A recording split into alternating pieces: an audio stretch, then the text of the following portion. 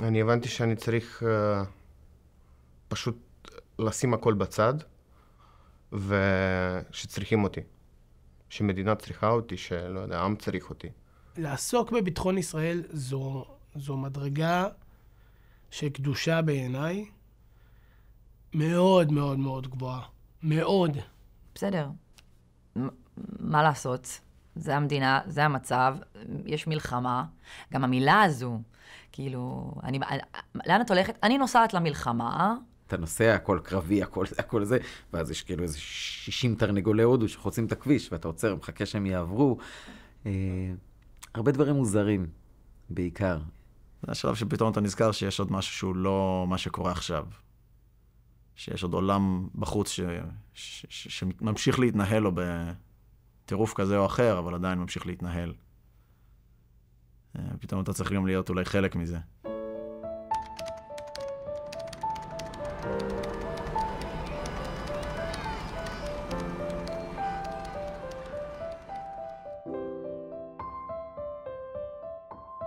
לרבים מאיתנו יש אהובים שחזרו עכשיו מתקופה ארוכה של מלחמה. רבים מהם חוו חוויות לא פשוטות שלא ממש עברו לידם, ורואים את זה עליהם. האנשים האלה עצרו את החיים שלהם, לקחו סיכון משמעותי עבור כולנו, נלחמו כדי להגן עלינו, ועכשיו כל מה שהם רוצים זה לחזור לחיים הרגילים שלהם. אני הייתי בשוק שפתאום עולה בי חרדה, כי אמרתי לעצמי, רגע, אני נלחם שם. איך זה הגיוני פתאום עכשיו שאני נמצא פה בתל אביב, אני מרגיש כאילו אימא'לה, איזה פחד. נוטה להתרגז הרבה יותר. עכשיו שוב, מה אתה עושה עם זה? וזו שאלה אחרת, אבל העצבים עולים הרבה יותר מהר, כאילו... אתה מרגיש שאתה עוד רגע משתגע. וסתם, יש בלגן שנשאר מסוף שבוע ארוך, ולסדר את זה מרגיש מציף לחלוטין. זה דברים שאתה פשוט מרגיש שהמלאי אנרגיות הוא מצומצם. חזרתי עם איזשהו ביטחון מצד אחד, אבל אני חושבת שחזרתי גם בן אדם קצת עצוב יותר. פחות שמח, פחות... אולי קצת כבד אפילו. זה השתנה לי את המוח קצת. כאילו, כמו שאמרתי, המטרות שהיו, הם נמחקו, ועכשיו אני מנסה לחלום מחדש ולחשוב מחדש מה אני רוצה. מה אני רוצה בעתיד, איך אני רוצה לחיות את החיים שלי. לא קל לעשות את המעבר ממצב של עוררות, תוקפנות וניתוק רגשי שהם חובה בסביבה של מלחמה, למצב של פתיחות, נינוחות, אמפתיה לאחר, שכל כך חשובים להצלחת חיי המשפחה והעבודה.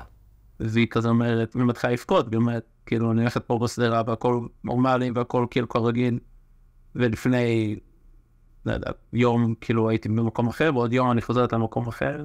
הוא יצא מהחדר ואני הייתי בסלון, ואז הוא אמר לי, וואי, את לא יודעת איך נבהלתי. כי שמעתי שמולי מנסה להיכנס לחדר, ושמעתי רק פיצוצים, והיו לי הרבה פלאשים. אז אני אומרת לו, זה קרה לך עוד?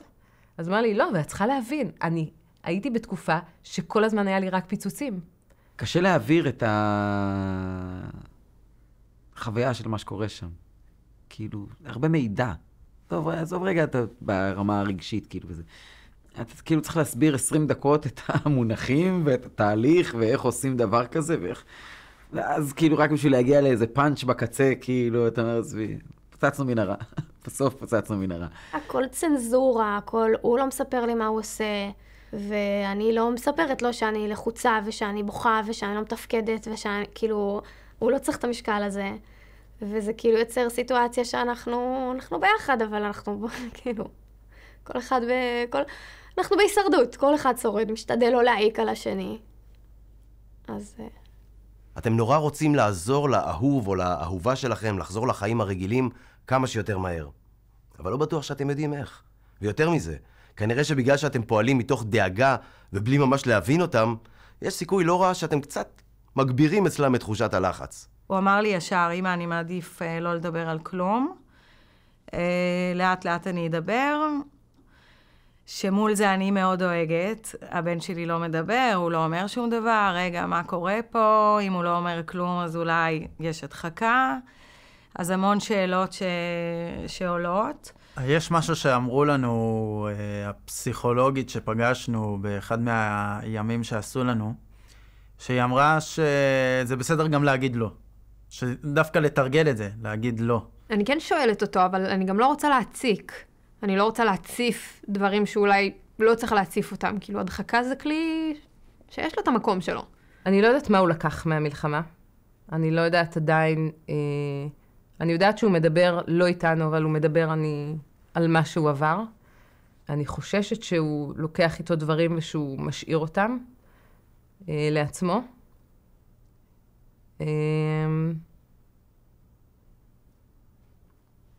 כן. אני בטוח שהרבה מכם בלחץ מנזק בלתי הפיך לאהובים שלכם.